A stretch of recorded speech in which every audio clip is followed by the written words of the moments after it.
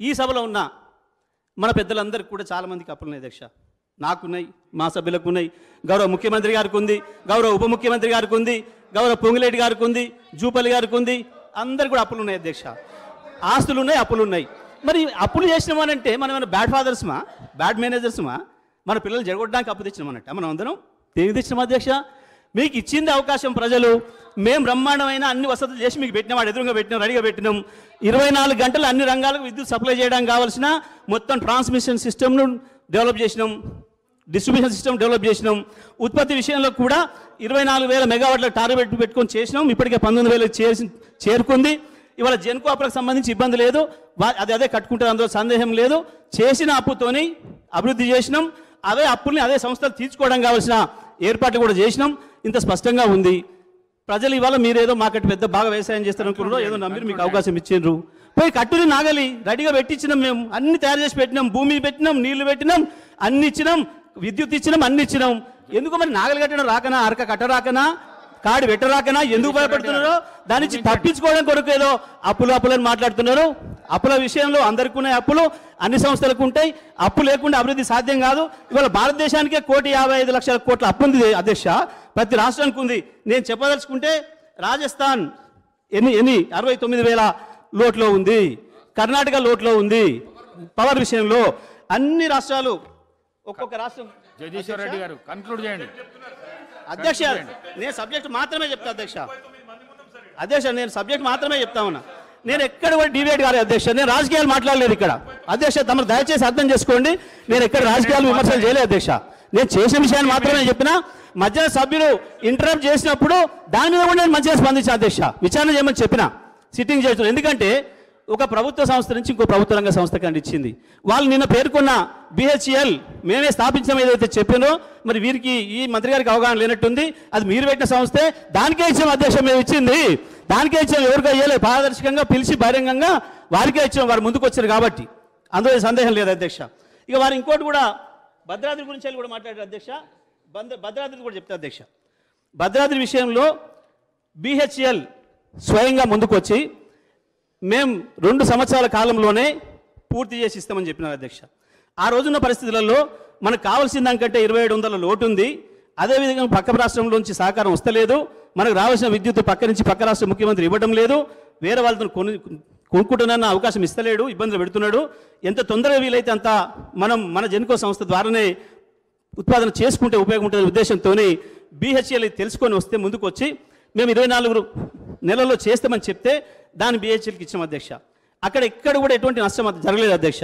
దురదృష్టవశాత్తు ఎవడో ఒక ద్రోహి చేసిన తప్పు వల్ల, వాడు కుట్ర వల్ల, వాడు NGTలో కేసేసి ఆపడం వల్ల అది ఆలస్యమైందన్న విషయం ఈ సభలోనే అనేక సందర్భాల్లో చర్చకు వచ్చింది. బట్టి గారు ఇక్కడి నుంచి వెళ్ళే ప్రశ్నలు అడిగినారు, చెప్పినాం. ఆ రోజే వారి సందేహాలన్నింటి కూడా తీర్చాం అధ్యక్ష. అక్కడ ఎటువంటి చిన్న మిస్టేక్ కూడా జరగలేదనే విషయాన్ని కూడా చెప్తున్నా అధ్యక్ష. ఎవడైతే యాదాద్రి విషయంలో కూడా కేసేసి NGTని పక్కదో పట్టించి అన్ని అనుమతులు తీసుకున్న తర్వాత కూడా మళ్ళీ మన ఇబ్బంది పెట్టే ప్రయత్నం చేసిండో, ఇవాళ వాడు దేశద్రోహిగా తేలిండు, అంతర్జాతీయ నేరాల్లో మొన్ననే దొరికిండు.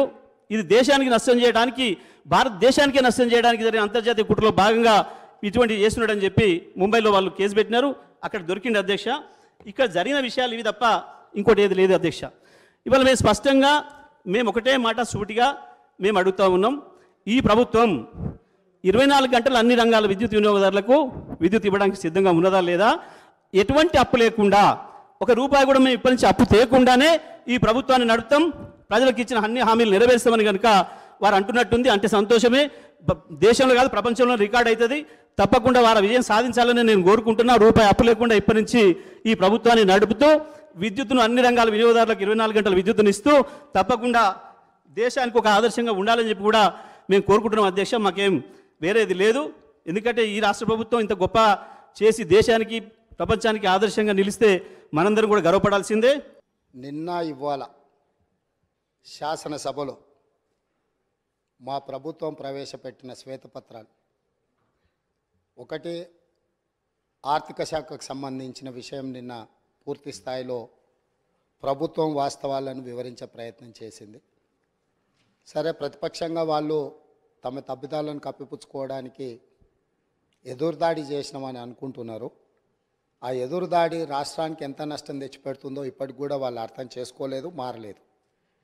ఈరోజు కూడా మా ఉప ముఖ్యమంత్రి గారు తెలంగాణ రాష్ట్ర ఇంధన శాఖ శ్వేతపత్రాన్ని ఈ సభలో ప్రవేశపెట్టి సభ్యులందరితో చర్చ చేసి తెలంగాణ రాకంటే ముందు ఉన్న పరిస్థితి, తెలంగాణ రాష్ట్రం వచ్చిన తర్వాత గత ప్రభుత్వం 9.5 సంవత్సరాలలో తీసుకున్న నిర్ణయాలు, ఆ నిర్ణయాల వల్ల వచ్చిన ఫలితాలను, దుష్ఫలితాలను సభ ముందు పెట్టడం ద్వారా, ఎందుకంటే ఏ రోజు కూడా 9.5 సంవత్సరాలలో ఆనాటి ప్రభుత్వం వాస్తవాలను సభ ముందు పెట్టడానికి కానీ చర్చించడానికి కానీ ముందుకు రాలే.